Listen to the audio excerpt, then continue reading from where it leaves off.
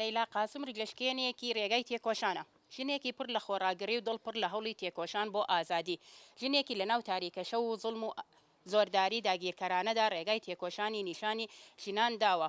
لە ناوجەرگی عەقڵی پیاوەتی ستەمی کار و ڕژێمی دیکتاتۆریەت نیشانی دا کە ژن ئیرادە و ئازادخواز بوو بە بەڵێسەی ئاگر بۆ سوتاندەوەی ئەو عەقڵە فیوداڵیە کە ژن بەکەم تەمەشا دەکەن. ڕادەستبوونی قبول نەکرد تا کۆتا هەناسەی بابند بوو بە تێکۆشان بۆ کوردایەتی و پەتی سێدارە کردە مل پێڵاوەکانی لەسەر سەری جەلادەکانی کۆتا پەیامی دا بە داگیرکاران. ژنی کورد وەکو هەمیشە لە تێکۆشان بۆ خاک و نیشتمان بەشدار بوون. ئەگەر ژمارەیانش کەم بووبێت بوون بە شانازی بۆ هەموو کورد، بوون بە چرا ڕێگا تاریکەکان. لەیلا قاسم یەکێک بوو لەو ژنە تێکۆشەرانە خۆنەویستانە چاونەترسانە ڕێگای کرد بەرامبەر ڕژێمی ئەو کاتەی بەعس. ئێستا ژنانی کورد ڕێگەی لەیلا قاسم بەردەوام دەکەن و پەرەیان پێداوە. بە هەزاران کچ و ژنی کورد لە تێکۆشاندان لە هەموو بوارەکاندا سەدانی کچی کورد لە هەر چوار پارچەی کوردستان لە ناوی لەیلایان هەڵگرت. لەیلا پەیامی تێکۆشانی داوە، هەر چوار لای وڵاتەوە ڕوویان لە تێکۆشان کرد. شیرین عەلەمهولی و بریتان و دەستینا قەندیل و هەڤرین خەڵەف و هونەرمەند مزگین کە هەم هونەرمەند بوو هەمیشە ژنێکی تێکۆشەری باکووری کوردستان لە ناوی شۆرەشی ڕزگاری گەلەکەماندا گیانی خۆی بەخشی.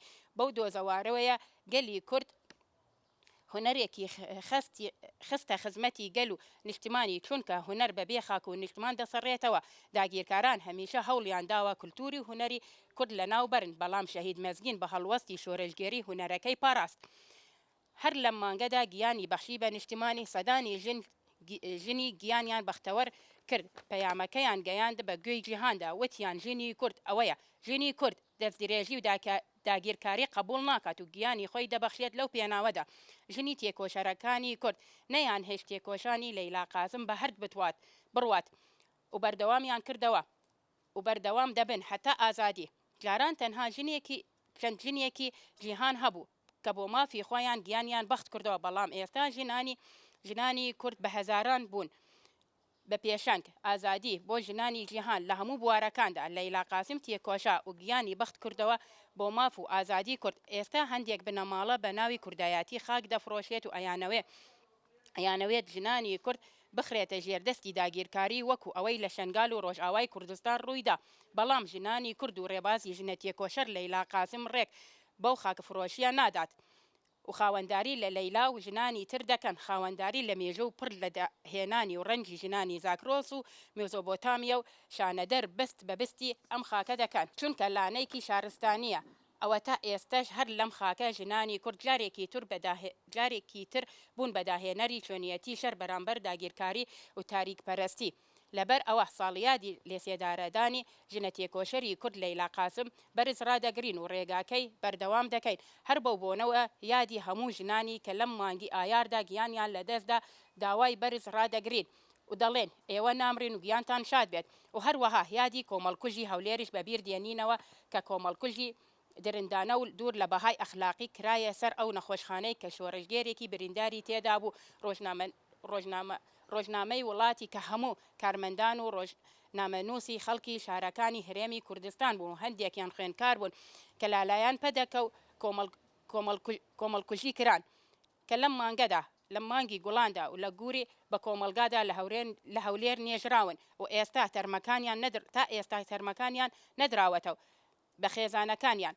کۆمەڵکوژی و گۆری بە کۆمەڵکی بەدەستی داگیرکاران بێت یان بە بنەماڵەیەکی لەم هەرێمەدا جیاوازیان نییە. لەم یادە پڕ لە شکۆدایە بانگوازی تەواوی لە ژنانی باشووری کوردستان دەکەن کە پێیەکەوە ڕێگای لەیلا قاسم بەردەوام دەکەین و ڕێگە بە داگیرکاران و بە ژن کوژان نەدەین کە خاکەکەمان داگیر بکەن و ئەوانەی ژن دەکوژن و چەک بەدەستن ژن نەکوژن و بەچەکی دەستیان بەرگری لە خاک و نیشتمان بکەن. بانگوازی لەوانە دەکەین کە قەڵەم بەدەستن، قەڵەمەکانیان بۆ هاندن و خزمەتی ژن کوژان و خاک فرۆشان بەکار نێنن، بەڵکو پێشکەوتنێکی کۆمەڵگە بەکاری بێنن و بانگوازی ئەوانش ئەەکەین کە بە ناوی ئاینەوە ئایڕەواییەوە دەدەن بە ژن کوژی وتەکانیان بۆ چاکسازی کۆمەڵگە و بەرگری لە خاک و نیشتمان بەکار بێنن، نەک ژن کوژ و خاک فرۆشی. لەیلا قاسم نامرێت و ژنانی کورد بڕیار و ئامانجەکەی بەدێ دێنن ڕێکخراوی ژنانی ئازادی کوردستان.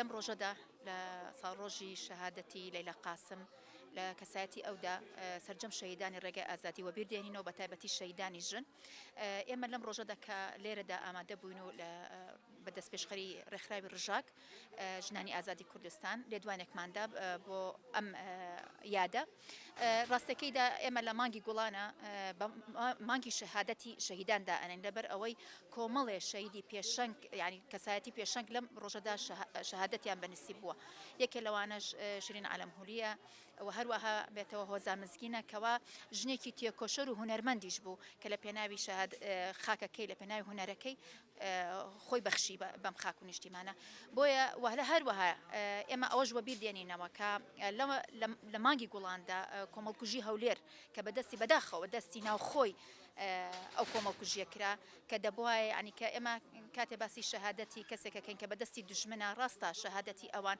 خەسارەتێکە بۆ ئێمە بەڵام کە کاتێک بیر لەوە ئەەکەینەوە ئەو شەهادەتانە بەدەستی هاوخێنی خۆمانە بەڕاستی ئەوە زیاتر ئازارمان ئەدا شەرمازاتریش بۆ دوژمنان و بۆ ئەوانەی کەوا بە ئاوازی دوژمنان پلانەکانیان جێبەجێ ئەەکەن بۆیە ئەمە لێرەدا